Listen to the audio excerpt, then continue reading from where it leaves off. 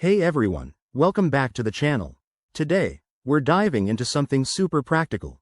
How to transfer money from your health savings account, HSA, to your regular bank account in 2025. If you've got an HSA and need quick access to funds for medical expenses or otherwise, this guide is for you.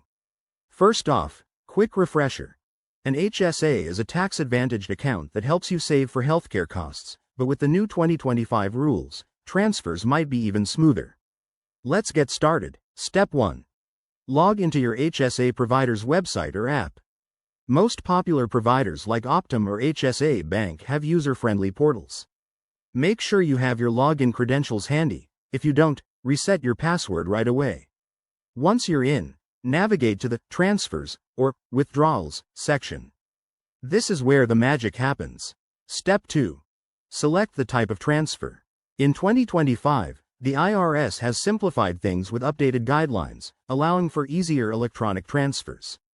Choose Withdrawal to Bank Account and enter the amount you want to move. Remember, HSAs are meant for qualified medical expenses, so keep receipts if you're withdrawing for that purpose to avoid taxes or penalties. Next, link your bank account. You'll need to provide your bank's routing and account numbers.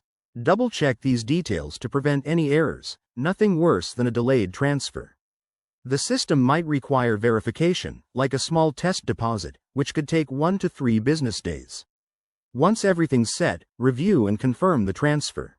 In 2025, some providers offer instant transfers for a small fee, so look for that option if you're in a rush.